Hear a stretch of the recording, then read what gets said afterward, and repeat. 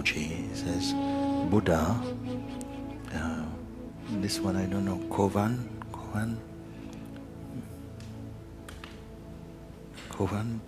Shiva, Jesus, and then in brackets it says, I think Matthew 6:21, all speak of the light, as does Ramana Maharshi. They describe it as self-effulgent. Can these be enlightenment?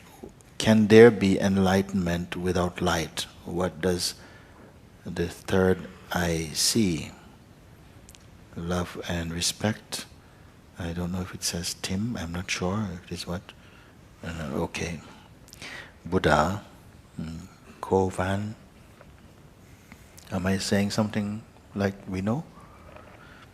Shiva, Jesus, in Matthew 6:21, all speaks of the light, as does Ramana Maharshi. He describes it as self-effulgent. Can there be enlightenment without light? If enlightenment, we are using this term, enlightenment means to bring light to the mind, maybe, not to the self. Because even the term guru, it means the remover of darkness, which here means ignorance, not the giver of light even.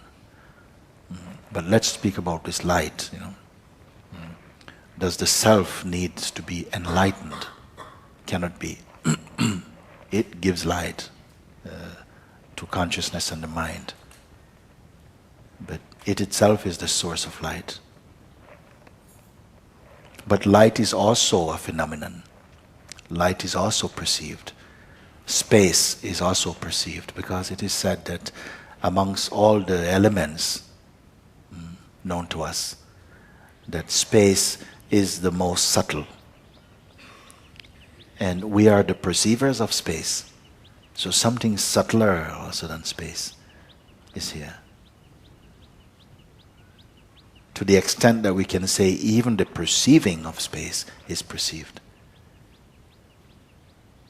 You cannot use your mind here. Mind will only create images, and images are gross forms, are emanating out of that. The image is itself seen. The image cannot witness itself. A cloud doesn't know it is passing. A flower doesn't know it is beautiful. To whom do they appear? This one. And this one sees them with the light of consciousness. The light that emanates from consciousness. This is revealing the forms of the creation, you see. So that is also seen.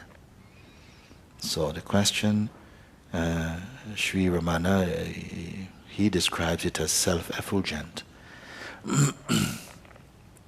Not relying upon something else. Not relying upon something else. The moon, they say, has no light of its own. I am told this. I never could prove it.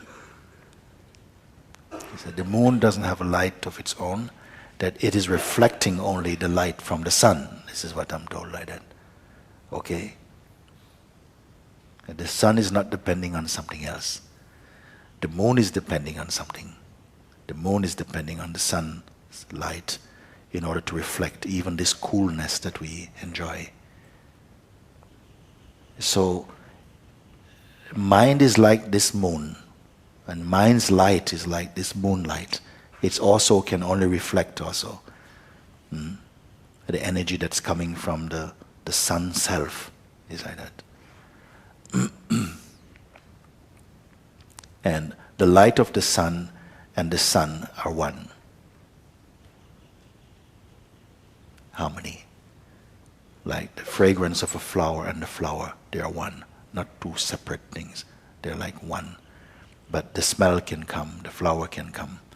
And this one is saying that which is self-effulgent.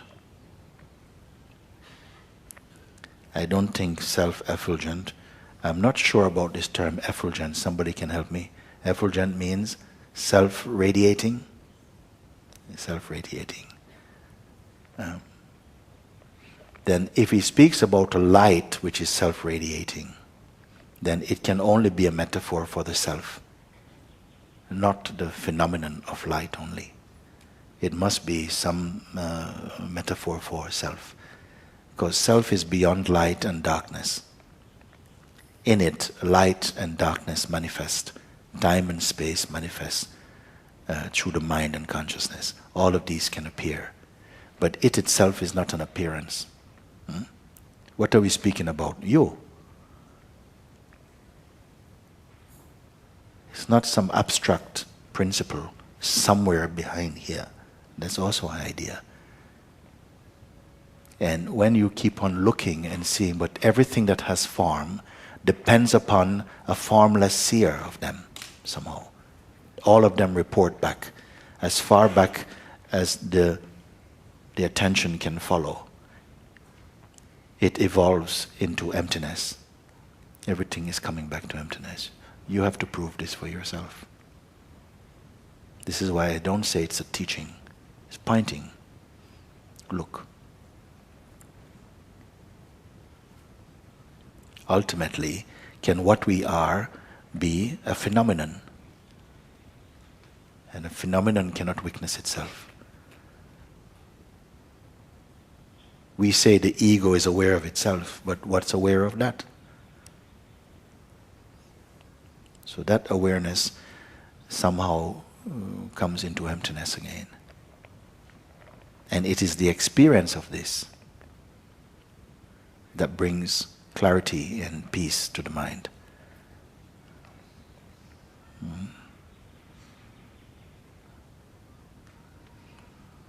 What does the third eye see? First, the second eye and the first eye, then they are seeing only things. And the third eye is seeing what also? They call eye of intuition. What is that one seeing? Its light is understanding. That is the light of the third eye. Intuitive understanding. But what sees third eye also?